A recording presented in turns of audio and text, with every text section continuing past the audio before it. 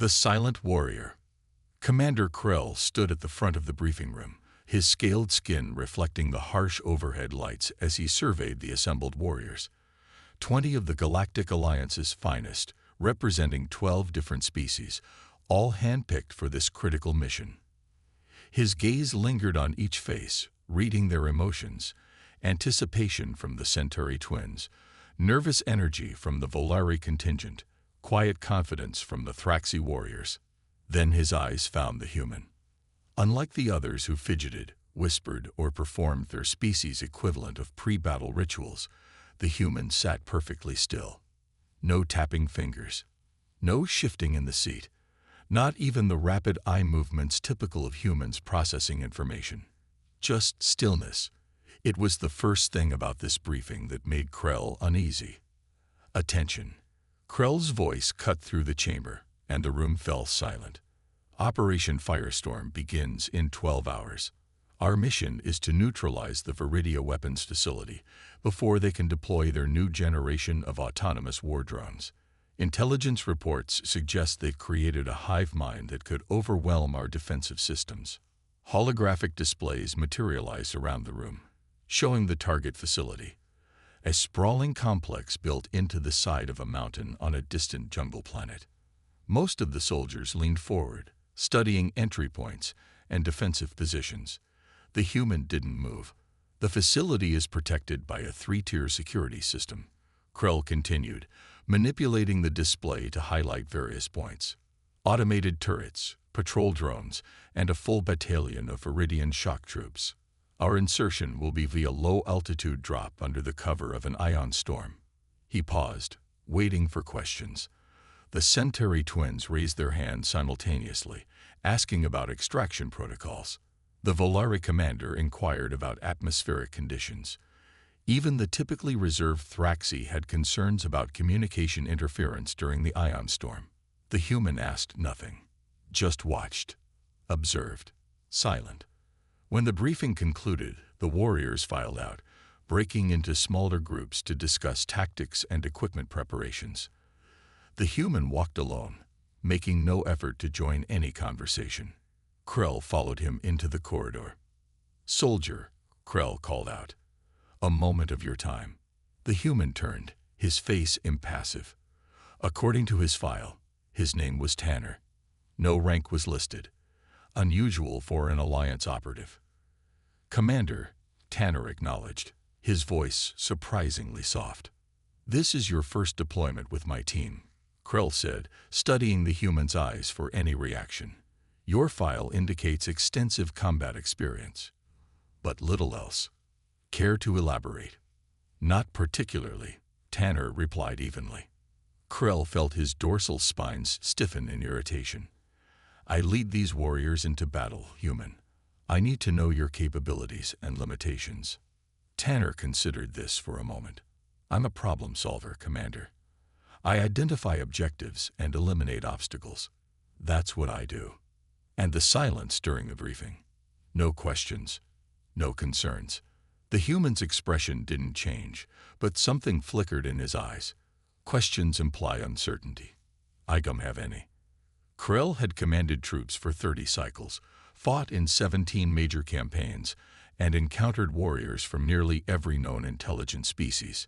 Yet something about this human's quiet confidence unnerved him more than any battlefield he'd ever faced.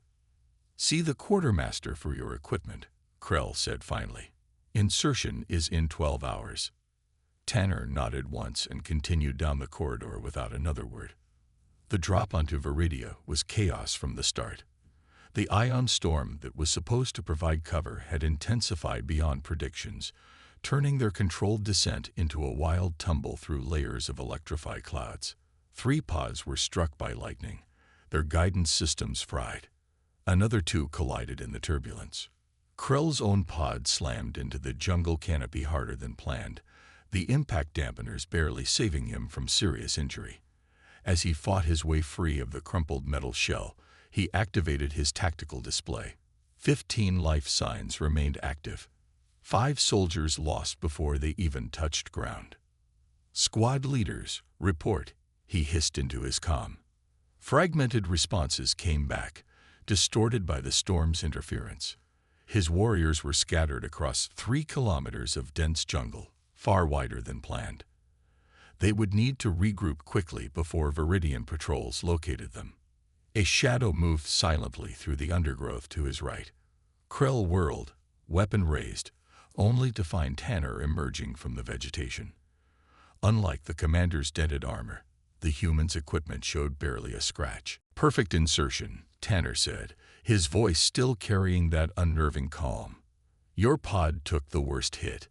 The others are regrouping half a click east." "How do you know this?" Krell demanded.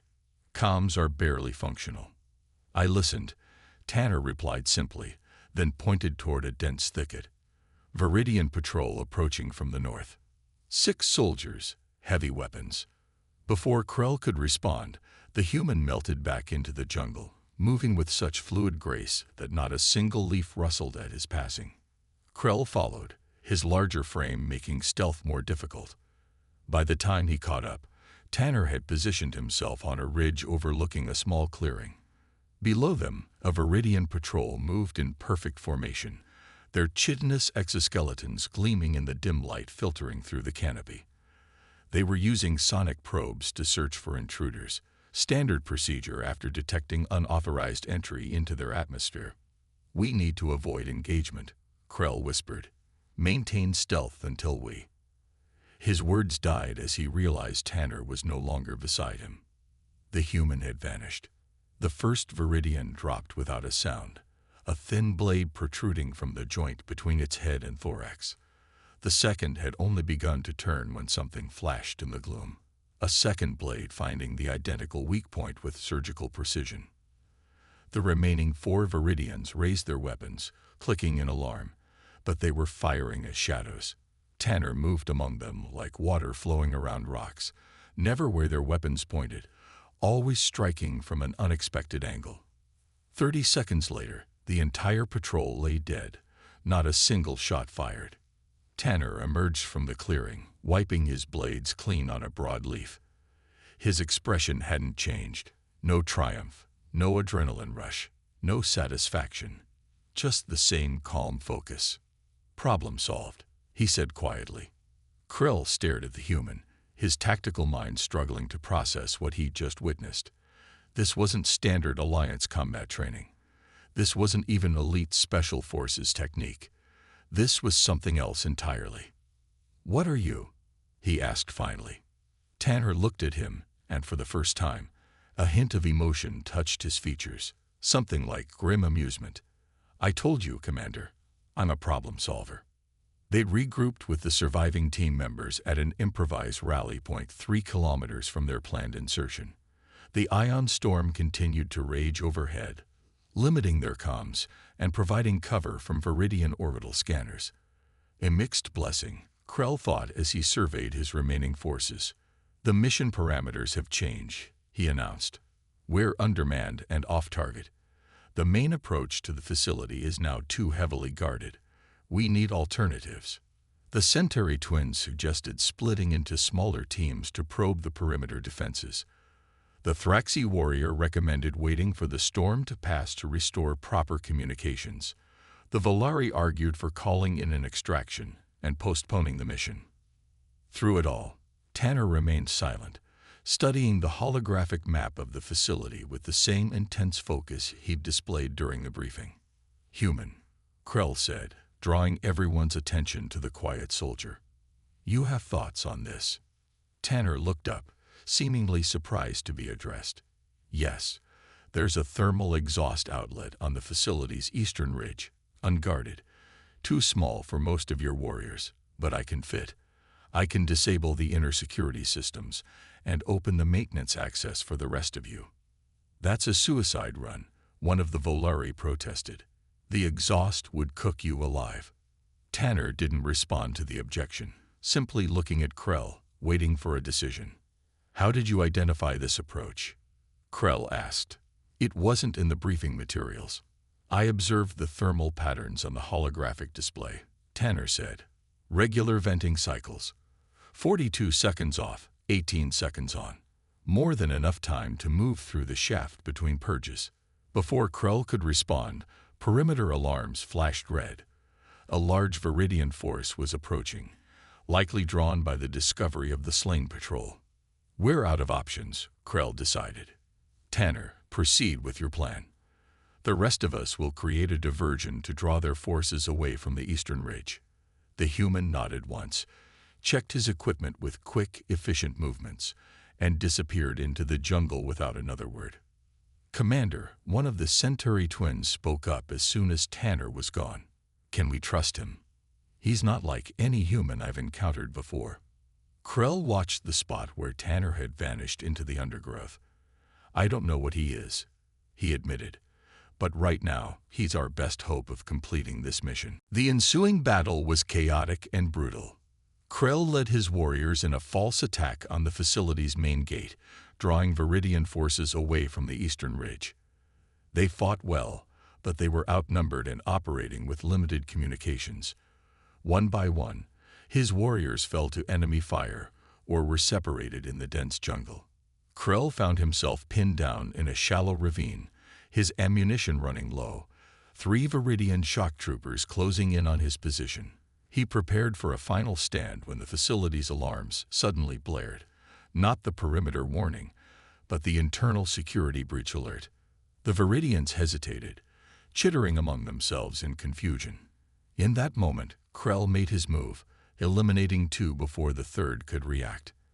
As he finished the last trooper, his comm unit crackled to life. "Eastern maintenance access is open." Tanner's voice came through, clear despite the ion interference. "Security systems disabled. 20 minutes before backup generators kick in." "Understood," Krell replied, surprised by the human success. "Rally point. Central control room. Sending coordinates now." A pause. "Be advised, Commander, we have another problem. This isn't just a drone manufacturing facility. It's a staging area for a full-scale invasion fleet. Deployment countdown already initiated." Krell felt his blood run cold. This mission had just transformed from a critical strike to an existential threat to the entire alliance. "Hold position," he ordered. "I'm coming to you." As he made his way through the jungle toward the facility, Krell couldn't shake the image of Tanner's cold efficiency as he dispatched the Viridian patrol. The human had moved like a ghost, killed like an assassin, and showed no emotion throughout. No fear, no anger, no remorse. For the first time, Krell wondered if the human's silence during the briefing hadn't been the first warning sign of something they should have all feared. The problem solver. The eastern maintenance access was exactly where Tanner had said it would be, a narrow service tunnel illuminated by emergency lighting. Viridian bodies littered the corridor leading to it, each dispatched with the same clinical precision Krell had witnessed in the jungle. Not a wasted motion, not a missed strike. Perfect, efficient killing. Krell moved through the facility, following the trail of Tanner's passage. Disabled security cameras. Locked doors forced open with surgical application of explosives. More Viridian bodies, some still twitching as their nervous systems failed. He found Tanner in the central control room, working methodically at a console. 3 Viridian officers lay dead nearby, their command insignia still glittering on their carapaces. "The others?" Tanner asked without looking up, somehow knowing Krell had entered. "Scattered or fallen," Krell replied. "We're effectively on our own." Tanner nodded, as if this development was neither surprising nor concerning. "I've accessed their battle plans. It's worse than we thought. The drones are just the first wave, designed to overwhelm defensive systems before the main fleet arrives." He manipulated the controls, bringing up a tactical display. Krell studied it with mounting horror. The Viridians had assembled an invasion force unlike anything the Alliance had ever faced. Thousands of ships, millions of troops, all coordinated through the facility's central quantum computer. "Launch is scheduled in 47 minutes, Tanner continued. "Not enough time for Alliance reinforcements to arrive." "Can we abort the launch sequence?" Krell asked. "Negative. It's hardwired with multiple redundancies." "But," Tanner highlighted a section of the facility, We can reprogram the navigation protocols, send the entire fleet into Viridia's sun. That would require direct access to the quantum core, Krell pointed out, which is located here. He indicated a heavily fortified chamber deep within the mountain, behind 3 separate security barriers, each requiring Viridian genetic authentication. Tanner's expression didn't change. Yes, that's the problem we need to solve. Before Krell could respond, alarms blared throughout the facility. Their tampering had been detected. Security doors slammed shut, sealing the control room. "They'll be coming for us," Krell said, checking his remaining ammunition. "Yes," Tanner agreed, finishing his work at the console. "But not immediately. They'll send drones first, non-sentient units to wear us down. Standard Viridian protocol when dealing with unknown threats." Krell stared at him. "How do you know their protocols?" For the first time, Tanner met his gaze directly. "Because I've fought them before. Many times." "There's no record of Viridian conflicts with humans," Krell said, his suspicion growing. "Not in this sector," Tanner replied. "Not in this war." Before Krell could demand clarification, the ventilation ducts above them rattled. Seconds later, small combat drones poured into the room, spider-like machines with pincer claws and neural disruptors. Tanner moved with that same fluid grace, drawing 2 short blades that Krell hadn't seen before. He cut through the first wave of drones with mechanical precision, anticipating their movements before they occurred, not fighting them so much as dancing between their attacks, never where the danger was, always striking at the perfect moment. Krell fought alongside him, but he felt clumsy and reactive by comparison. For every drone he destroyed, Tanner eliminated 3. Within minutes, the floor was littered with mechanical parts and leaking fluids. "They'll send sentient units next," Tanner said, retrieving a data chip from the console. "We need to move now." "The security barriers," Krell began. "Will be handled," Tanner interrupted. "Follow me and do exactly as I say." Something in the human's tone, absolute certainty, perhaps, made Krell obey without question. They moved deeper into the facility, avoiding main corridors, using maintenance shafts and ventilation systems that shouldn't have been navigable but somehow were to Tanner. As they reached the first security barrier, a massive biometric scanner requiring Viridian DNA, Krell expected Tanner to stop. Instead, the human produced a small vial of viscous fluid from his gear. "Synthetic Viridian hemolymph," he explained, applying it to the scanner, "engineered to match the genetic profile of their high command." The barrier hissed open. Krell stared in disbelief. "That technology doesn't exist," he said. "Our scientists have tried for decades to synthesize Viridian biological material." Tanner moved through the doorway, not bothering to respond. The second barrier yielded to a similar trick, this time a crystalline key that somehow mimicked Viridian neural patterns. The third barrier required both biomaterial and a complex authentication code, which Tanner provided without hesitation. They entered the quantum core, a vast chamber dominated by a pulsing crystalline structure that controlled the entire facility and its connected war fleet. Viridian scientists and technicians scattered at their approach, fleeing through emergency exits. Tanner moved directly to the main interface, inserting the data chip he'd taken from the control room. "I need 4 minutes to upload the navigation override," he said. "After that, we have 16 minutes to reach minimum safe distance before the fleet launches." "They won't let us walk out of here," Krell pointed out. "No," Tanner agreed. "They won't." As if on cue, the chamber's main doors burst open. Viridian elite guards poured in, larger, more heavily armored versions of the soldiers they'd encountered earlier. Behind them strode a massive figure, nearly twice the size of the others, its carapace adorned with ceremonial markings. "War primate," Krell breathed.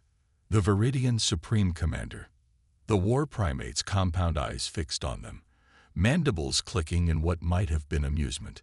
"Intruders," it chittered in broken Alliance standard. "You die now." Tanner didn't look up from his work at the interface. Distract them for 3 minutes, he told Krell. I'll handle the rest. Krell raised his weapon, preparing for his final stand. It's been an honor fighting alongside you, human. Tanner's fingers continued to fly over the controls.